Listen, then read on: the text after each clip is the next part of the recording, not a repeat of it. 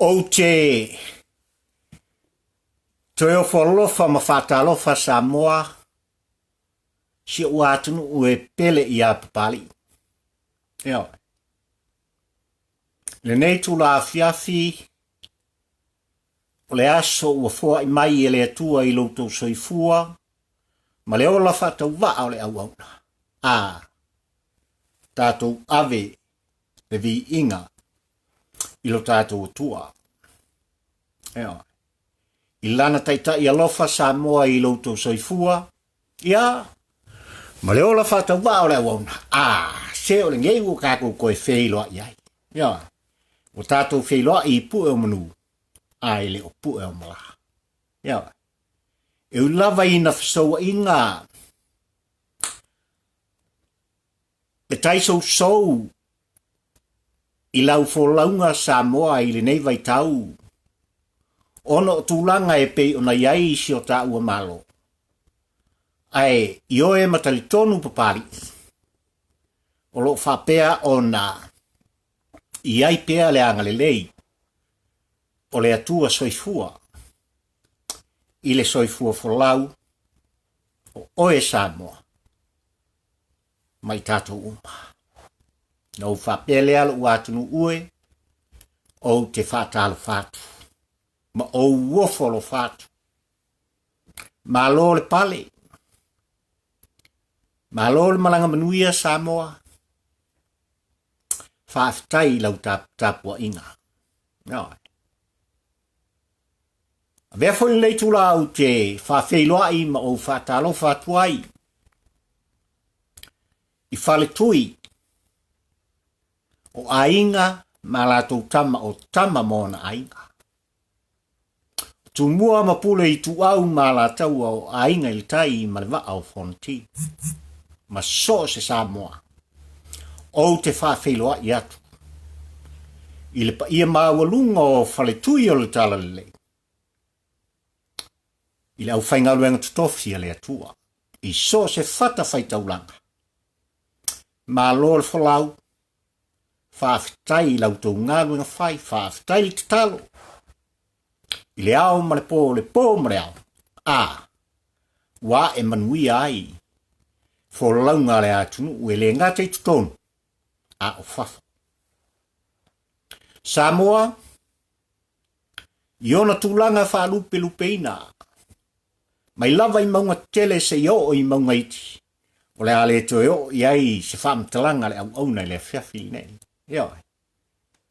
Wa o sei e vivi e le mwhaifo i se whaamtalanga, ma se upo palil nei. Ona auto e fesuia ia. Pa ia ma mamalu o ta oto. O le tātunu. O le nei tula fiafi o te whapea tuai.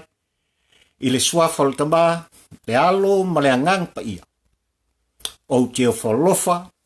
Ia ma auto e whatalofa tuai ia te oe Samoa. Lo watunu ue pele ia tia. Eo. Wau manatu tātou te wheiloa. Wau langona e ao. Ona utou e whaafonga foi. Po le ase. Motu ngā afa ma se motu ngā manatu. Whatampo ua ai le polango. Ia mai lo whatawaa. Ai mai se. Le afioaga le soli i atuala ma le magaluega fai Samoa. Mai le tele o masina. Sa whapena o na tātou wheiloa i ai. Whiutanga i ai. O tau sila mai. Ia ma vava i atu. I fsota inga whanei on po. Tālofa lapa. Samoa tu talitonu ele o toi po mle. I lau tāpua inga nonofo. I lau tāpua inga i maota malawa. Ma so se mea. I tūlanga e pei ona iai. Samoa lo tātunu umal tāwholaunga i le nei vai tau. Wa mawai le aso iwa Samoa sa whapena o le nā masina. Sa e filifilia i Tamaita'i o le atunu. Ai wan. Wa so lima. O me wa iei le wholaunga Samoa. O whapena ona le mauero ta sa. Po ngā whia tonu. Eoi. Po ngā whia tonu, po whia fwoi le ngā. E mawhai, ona whaaofi ai. I le sāwholau o Samoa e ala i ona upu whai. Ai maise o Tamaita'i o le tātunu. Tamoa. usi lau whaafonga. Ole, wau manatu o whaaleo ina, ia le tusi na tusia, e le afioaga i le Sa'ofaapito Fiame Naomi Mataafa, le Tamaita'i o le vaenga whaupwhai a le whaatuatua i le atua Samoa utasi. Sa ia tu inatu i le au malu o le tātou malo Samoa. Ona o tūlanga. Ia e peina angina i ea ma so se whasala launga i lautou whaafonga Samoa. Sa whapena ona whiutanga iai, whiwaa iai. O le ngata i le ao le malo, a o lea fo i tū. Ioi, Tuimalealiifano ia ma le afioaga le Sa'ofaapito. A usi mua lau whaafonga Samoa o le tusi le nei. A le afioaga i le Sa'ofaapito. Le afioaga le Tamaita'i palemia o Samoa sa e filifilia Samoa ina ua maea. Le Aso a pilila. Na tuina atu. I le ao le malo Samoa. Usi lau whaafonga. Lau afioaga i le ao o le malo Samoa. Mata upu. Lo finangalo whaalia ina ia toe wāl awina se whainga palo kafau. I le ao uli o le aso ananafi sa e wala awina i au. Ina o tāwhi iloa i whatasi ma le ali i palemia le tūmau. Ai le tāwhi ilo inga le tai au nei sa fufola mai ai lo finangalo. Ina ia toe wala awina se isi whainga palo kafau i mafuaanga. Ma e whaailoa mai ai, ua leai se toa fi le mu i rea tunu ue pei ona waaia, i lungo upenga ta whailangi. Ai maise, o le tūlanga le mautongu o lo iai se palemene o Samoa. Na ufionga, sa e sauno mai e te moomia la ufisosani e tusa i lo ufinangalo whaalia, ma e te tau ona mawatu so vai vainga i le ao uri nei. Sa autari atu i lau afioaga o te moomia se apanoa o te mana tunatuai i lau whanonga. Sa autu ua lalot fo i lau afioaga ina ia aua ni i whaia se ngaioinga i le mata upu se ia vāngana ua maea se whai unga le whaamasinonga maulunga. E wha te tau i mata upu o tuina atu. Pe aranga te tau, pe le aranga te tau fo i le tofinga. O le sui wha au popo le palemene maso umanatu. O le afo i ai, ma tali fo i le mata upu e whaatitau i le palemene le o mautonu. O le afo i sa whailo mai e le ali palemia le tūmau e whapea. O le ao latu tau fia se ngai o inga e whaatino i nai se alo ia. O se whai unga, a le whaamasinonga maulunga pe a whai e le mo so latu le lei. Ma ilo ulangona o sona wha moe nga manino lea ina ia tau fiai le alo i o le whai unga o le whai ngā pālota lea e luas fumaleono i le luas fulima lea ua manu malo ai le vaen wha upu whai o le whātua tua i le atua Samoa utasi. E pei ona wha mauni ai ma ua tatau ai loa o na vala awina le lua i tau alumanga o le palemene a o le mai a le fast fulima o aso.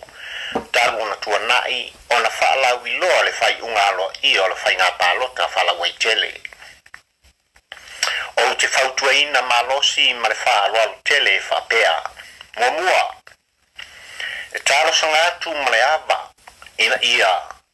Whaawa wina pea le tūlanga whaale tūla whono lo tūlai mai nei, ai maise o le ilonga. Pe whaamata e tūsai, ma le tūla whono le tōwhia ina. O le sui whao popo o le palemene, ai maiso se whai unga ia mauai se au wala manino wha le tūla whono, e tusa o se palemene le mautinoa. Lua, ina ia whatu mawina le manao mianga, o ilau afionga e wal awina i le whontanga le palemene le aso luasu whao me luafe luas pumaldas. Pui a, ia toi nai le vaenga faia le fatuatua i le atua Samoa ua tasi. Ma o le faiga malo fou lea, awa o lea. Ua mawhai o na mātou whaamaonia sui e lua sfumaleono. Ma ua lātou lango ina malo sifo i le tōwha i ina o au nei. E a mea ma palemia. Pui e. I whaamaoni ai le nā taimi pe o tutusa pālota moa ma le Taitai. Ia po ai lava o le vaenga whaupawhai e pui ai a te tau tangata. O le nei tau sanga utu ina atu e fuafua le lei le mana o mianga o le tūlafono pe a mai a se whainga pālota whalawe tele. Ma e tau sanga ina i la uafionga ina ia whaata waina. Tau sisia malo ia nei tau alumanga. E fua i le mana o mianga o le tūlafono ma ia au lava. Me i o tātou alo ese ma iai pe suia i ni ngā yoinga po ni wha upunga i le tala whiangai na whaatanga ina mai i le faavae. O te manatu fo i malea nganga wha alo. Taluai ona o tātou i le vaitau o se whainga malo le tu mau. E le mo mia soutaria ino se whautuanga se palemia le tu mau. Awa wale ai fo in minsta o ka peneta. Malo uava tele. Sainia Fiame Naomi Mataafa. Tamaita'i vaenga whaupawhai. Whatuatua i le atua Samoa utasi. Soifua. We whafonga Samoa i le tusi a le fionga i le Sa'ofaapito. Tu inatu i le ao o le malo Samoa. Eo. O le ale mentu. I le po na whafonga Samoa e le ngata i tutonu o le atu a o fafo mai o Samoa. Male lalo langi atoa. I le finangalo o le ao le malo Samoa. Eo. Le ale mentu. Na ia ta utino i le po. O le atu e fo i Samoa. E fai lana filifiliga fai. O le aso le nei Samoa e malau whafonfonga. Na manatu e whapea o le a whataunu inai. Ia tulanga o le whamasinonga e pei ona ave ai e le vaenga whaupwhai. A le whatuatua i le atua Samoa utasi. Ia le ofasili o le ofisa o whainga pālota.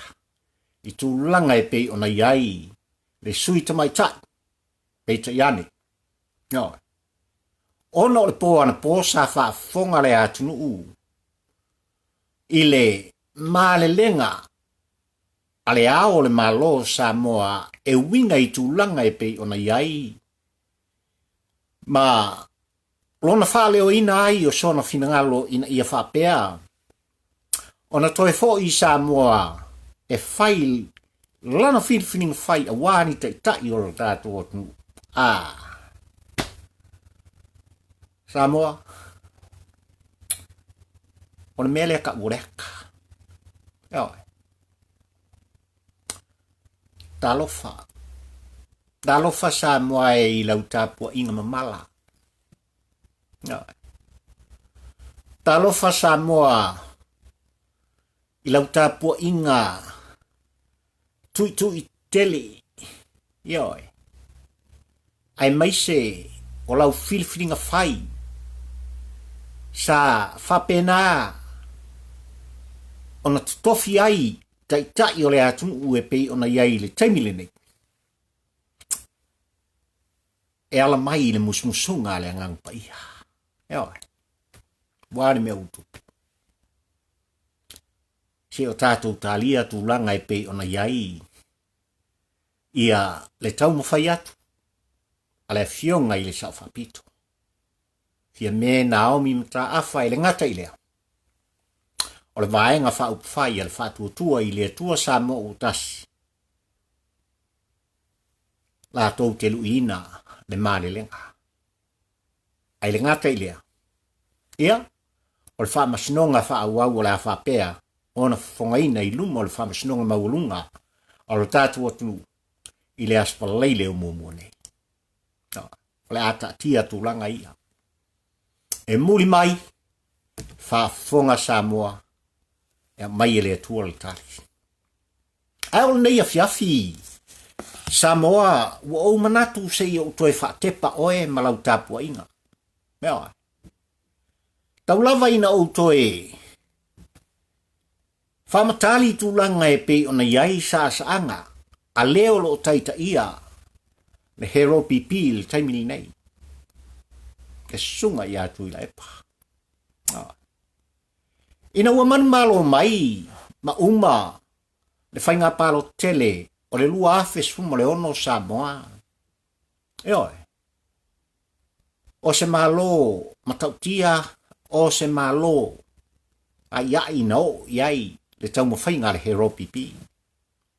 Tolu sfuma le fitu. A fast sfuma le fitu.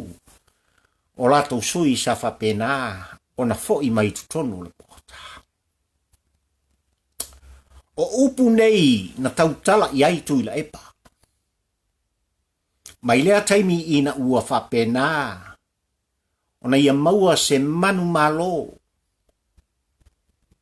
Matautia I tūlanga matala Sa'ofaapito o whainga palota Samoa.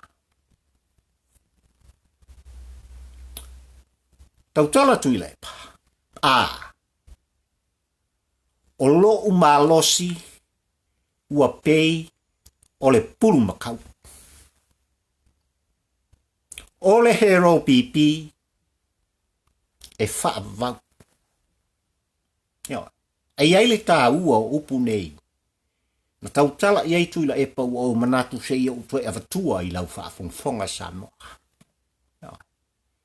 O lo umalosi ua pei o le pulumakau. O le Heropp e faavau. Na ngalo ia Tuimalealiifano. O lo whaafofonga le langi. Eoi. Na ngalo ia Tuimalealiifano. Le matangofie ma le matalasi o le atua. Na ia to tofi ai. Le Heropp lātou te Tamaita'i maia.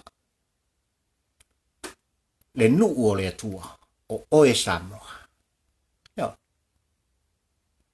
Na ngalo ia Tuimalealiifano. I tutonu o le paia inga sfuma le ono Samoa ma lau whaafonga. I le pulumakau e pei on tā ua e Tuimalealiifano o lona malosi lea. O ha mea na tupu Samoa. I lau tāpua inga ma lau whaafonga. Ma ia 5 tausanga ua tu na iatu o le paia inga sfuma le ono. Ma tau tia le anoa. Na amata mai nā Samoa. Ona toi titi lava. Vai aso. Banga I atu. Le tele o tangata mai fafo. Ai meise le malo senga. Mai tau tino pali I tūlanga na. Na amata mai ta. Ona ngā solo atu I lātou nei. I to tonu. O lau atunu u filemu Samoa. Ai na ngalo ia Tuimalealiifano. Le pulumakau e pei ona ia tāua. Ele I tutupu. Seu o le pulu. O le mea na ngalo ia Tuimalealiifano. Samoa. Palau whaafongfonga I le tula fiafi le nei. Ova ma le selau tulafono sa whapena on ta tope ma pāsia I tutonu o le paia inga lena umatu nei le paia inga sfuma le ono.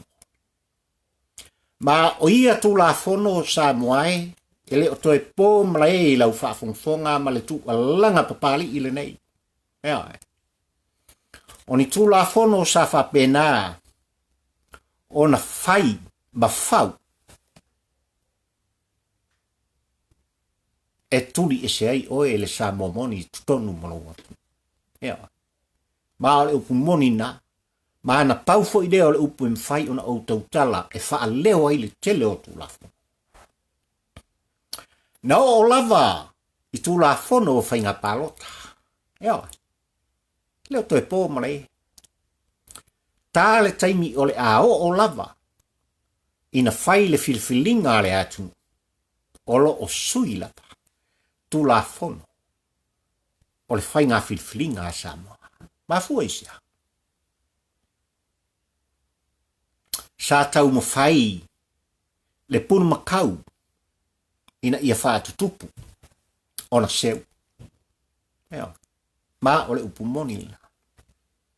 Ai talofa. Talofa I le tu alanga a Tuimalealiifano. Ele iai ni ona seu. Eo. Ua malama Samoa. Ua malama Samoa. Mafua isia. Samoa. O upu so on talafo. A le sa avea Mataita'i o le tātunu. Eo. Na ia wha leo ai. La ngona mana upu I tutonu o le mota fono o Samoa. Samoa mativaelo. Na ia. La lau ai. Le paia o le atunu I tupu mai. O le au faigaluega totofi a le atua. O tama whanau. O le atunu o lo whapea. O na aitau malele I fafo. A wā. Le atu ina ino a inga o le kalesia. O nu. Ai maise le maatongi le malo.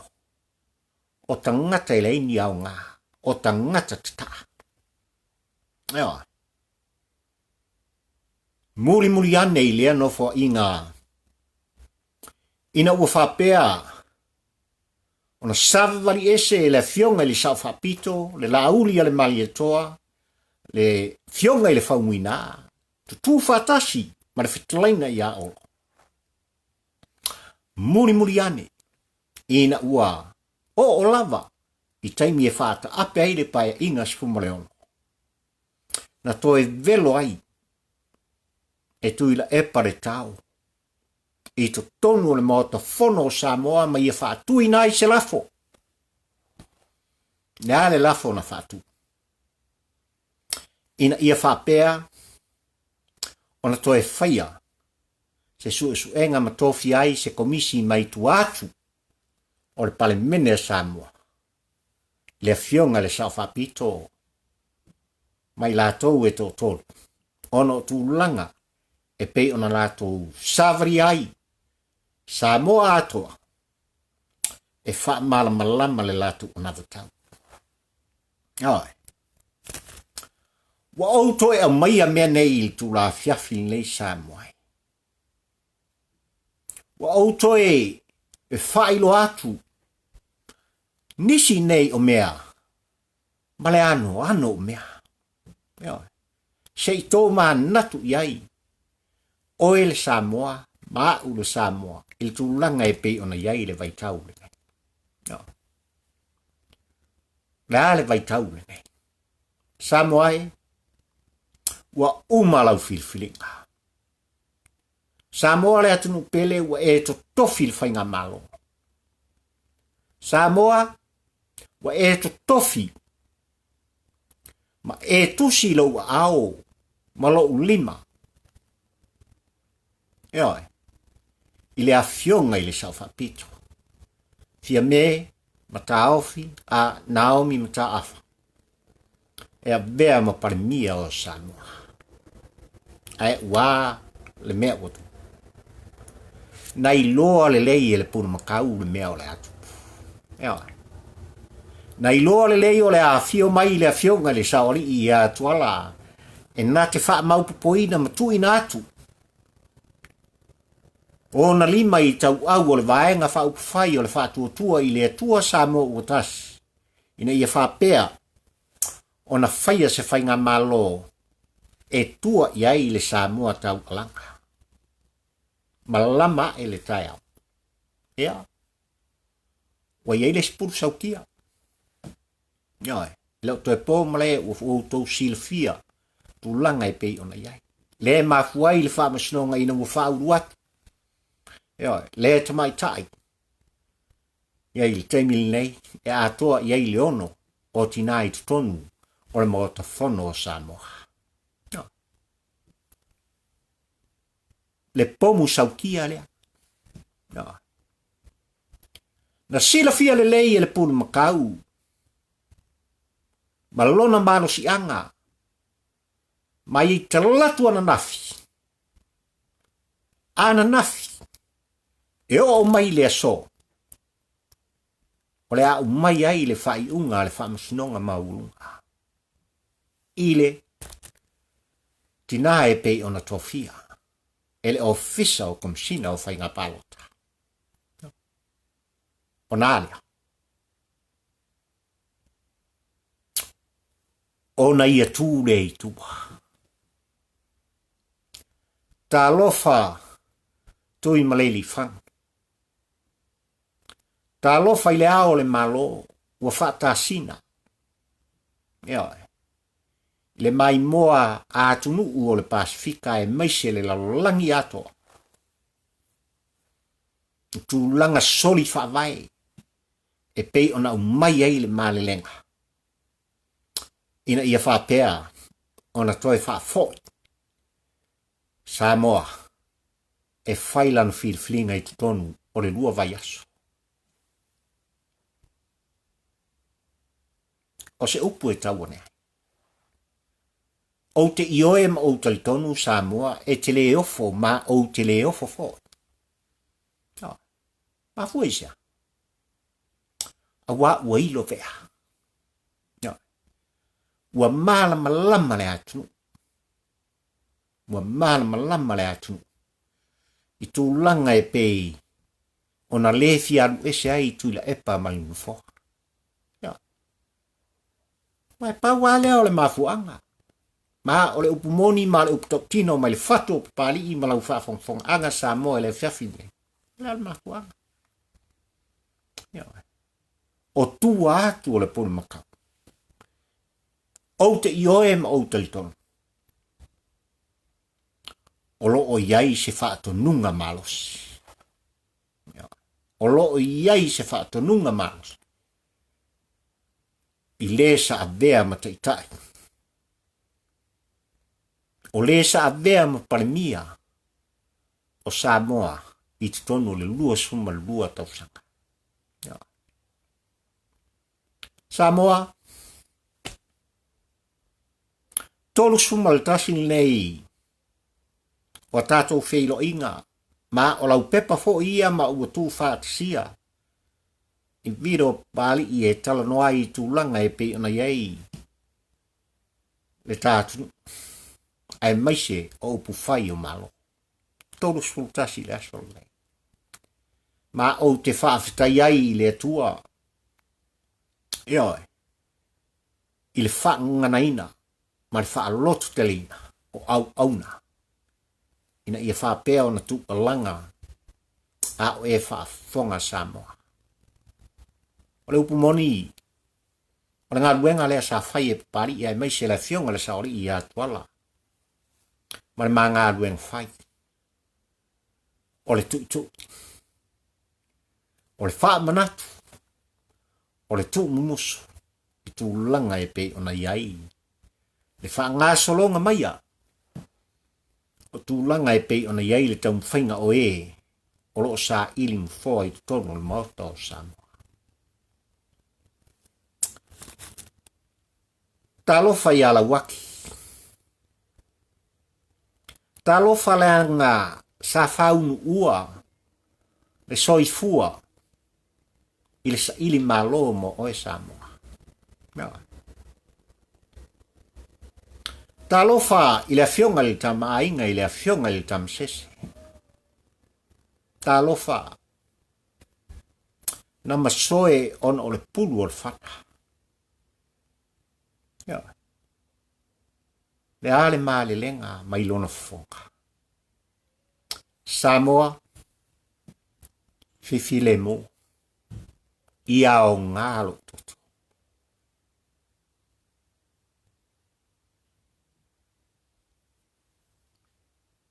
Ai se ilonga o se Samoa e nā te leo la ngona ina. Ea, le tā ua o nei mā le lenga. I lea aso, ma lea aso lo soifua, ma lo uola tau mwhai.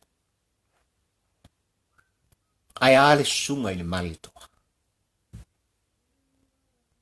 Tā lofa. Wai o mai, wa koe o le iu. Yo, ai sawia i nā. Tali i langi. Se ao lo malo. Nai loa le lei. Nai loa le lei e le mali e toa. Le fe au o mori tai mai e le fionga i le nā whanua. Yo e sa moai malau whaafonga. Yo. Na pine na taunu. A lea.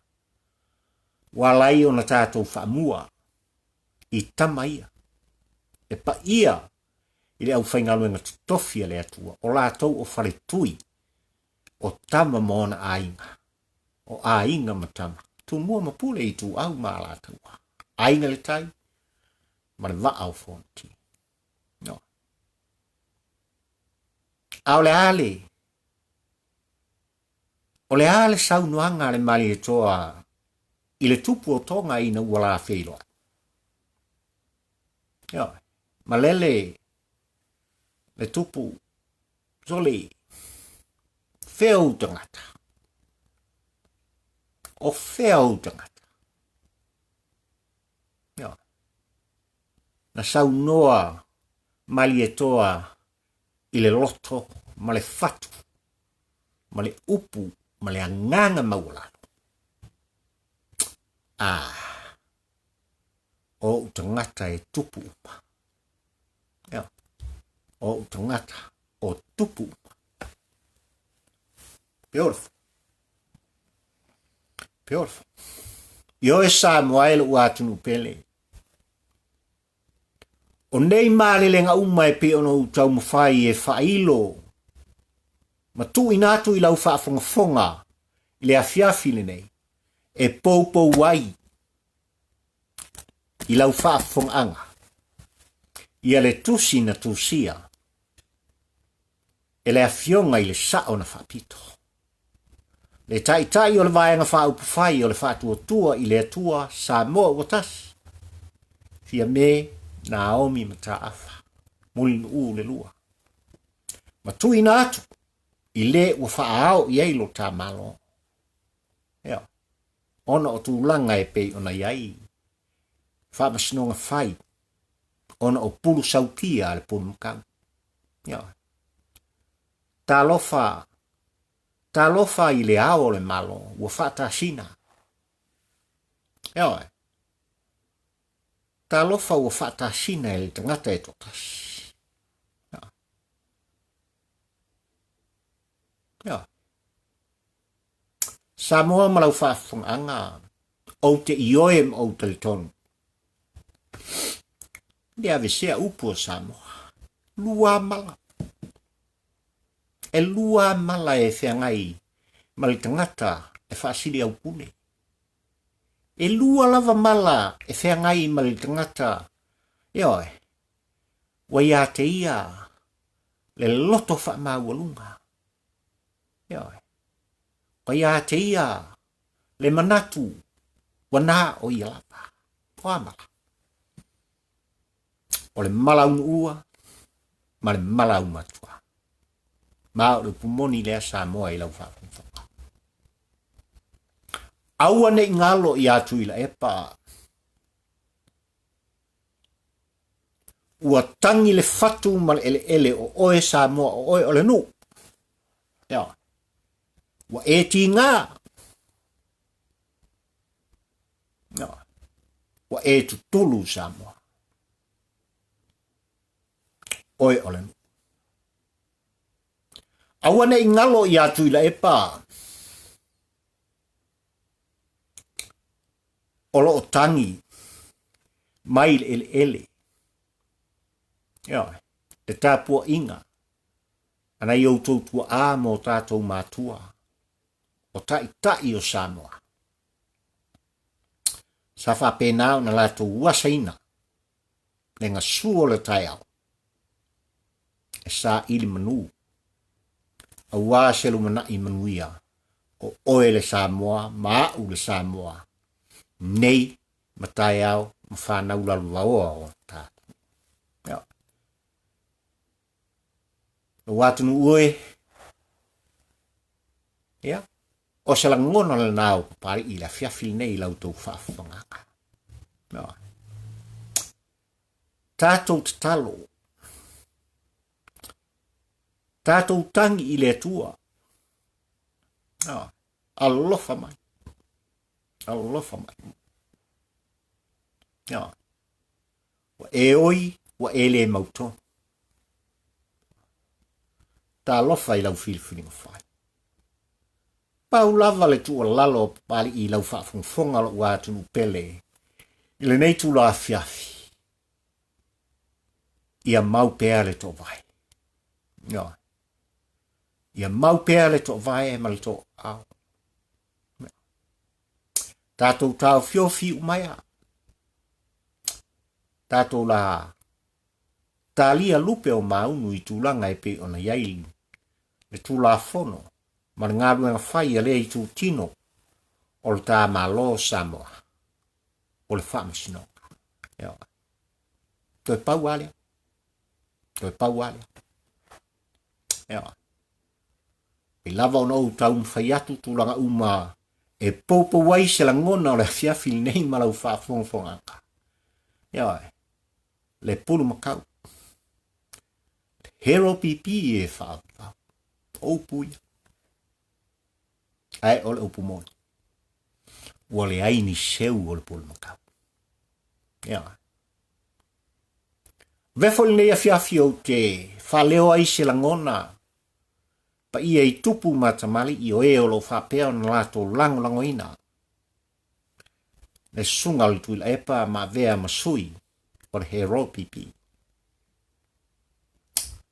O la ului. Se o geofo. O geofo I a te auto. O geofo pe a fai. E le auto unitoa o Samoa. O geofo. Wa auto whaafonga. Wa ala langa le atu. Ai sea o auto le whaleo ai auto langa. Pe a fai. E moni lo to wang le lei ma lo to walo lofa. I le atunu ai maise o nuu mai tu malo. Na to tofi auto. Ia. Na to tofi auto. O se la ngona le nai tu ngai pe ona iai. Ia. Le nei vai Aso Sa I lau whaafonga Samoa ma lau tāpua inga le mauton. Ia. I tu langa e pe ona iai. Awane I te I le whaafonga ai tātou talo whakasi I le atua. Tātou whaamoe I le atua soifua. Ia. Pa iai o le ainga sale bie o tau o whaletui o Samoa. O te ioe ma o talito. Wa o tau filifia le tali o le tu alanga. A Samoa mo tangata. O le a whauma le tātou maftanga a Samoa le nei a fiafi. Ono le nei vai Aso Sa ma le anga I atu. O Samoa ma le laulangi atoa. I le Aso Sa o mumu mai lo soifua ma lo wola tātou te pati ai. Ioi. Ma tātou ave ai le whaamumua I tina uma o le atu. E le ngata I tutonu o ainga, o nuu, o e kalesia, ai ole malo. Manatu leo pali I ai maise, le afioaga le sa'oli I a tuala, a veia le nei taimi ma le nei avano taua. E moli atua ai, o whaamanuianga mai le fatu ma le loto pali ma le afioaga I a tuala. Eo. I lau afioaga, I le tina o Samoa. I lau afioaga i le palemia filifilia o Samoa. Lau afioaga i le Sa'ofaapito Fiame Naomi Mataafa. O whaamanuianga ia iai leanga ni lei o le tua i le soifua. Tulu i le soifua le tino sili la leanga. Fa au penainga. Lau fionga i le sao na whaapito. Awa tō whinga e pei on si limai. Ma to tofi ai oe e le atu. Tina o lo whapeona i tutonu o le vaenga wha au faia le he. Heropp o e ua manu malo mai. Ai mai se fo i le whātua tua i le atua Samoa. Bo mori atu whamamianga i ati o tō uma. Tina o Samoa e. Na yo tina sina. Na yo tua sina. Olo o pōpea le fala maula le mulila. Ia iai le anga le lei o le atua i lo tō soifua. O lau tō tāpua inga mamana. Tina ai. Ia whaamanuia le atua.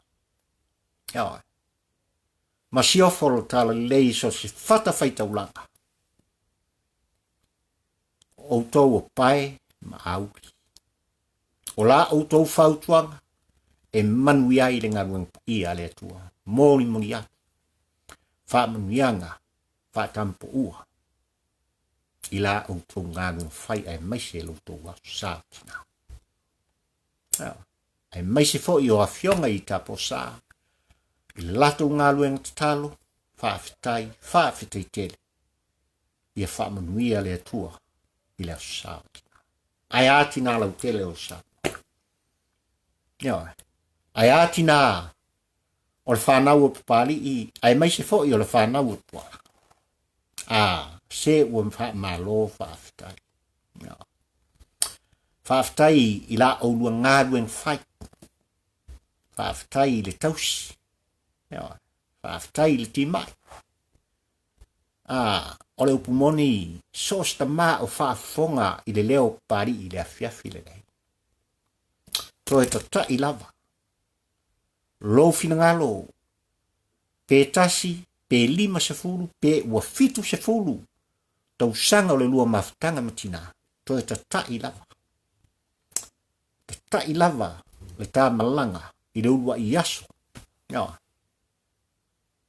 Na iwi ai o fufonga. Na e talo ai i atina. O mo onga. Na e mori po ai. O tina. Na si iai lo faltau. Whainga o alo tu. Pe ona malele le sunga le mali tu. E tupu tangata Samoa. Tina Samoa e to tonu mafafu. E mori atu. Mai le fatu o papali i. Whaamanuianga. Iau tau maua se Aso Sa fia. Iau tau maua se Aso Sa manuia. Ma ia whaamanuia. Le atua o Sa pota. Ia te o tau tina o le atu. Nga ai maise. Le tina o si au whanga. Maile nei taimi Samoa e malau whaafonganga. Ioi, e tātou te wheilo ai pia. Ai o alofa nā. O alofa nei. Whaafetai tele Samoa e le uatunu pele i loutali eina. O le tu alanga o papali. I tutonu mota malawa maso se mea e whapea na tātou mafutai. Na o langona whaafetai. Whaafetai. Whaafetai o tō langona. Tustusia. Wale upu moni Samoa au te whaamanatu i ate oi. O le tātou ngā ruenga e whai whatasi. Aua ni tāo fia le Sa'olotonga. O lau langona am so o manatu. E wha leo o oe o le Samoa. O aku o le Samoa. tu mai alo au, tu watu o lima, tu fatu, ia maanga leai, subscribe, il tato YouTube chat. Ai mole taim nei, ia manuia whaasau saunga le atu. Ia manuia Samoa, mai lava yo nao, se yo oi se upito iti, o le au tinifu. Ona o whapei whaile lo loto Samoa. I love you, my dear Samoa, and God bless Samoa. Soifua, mai manuia.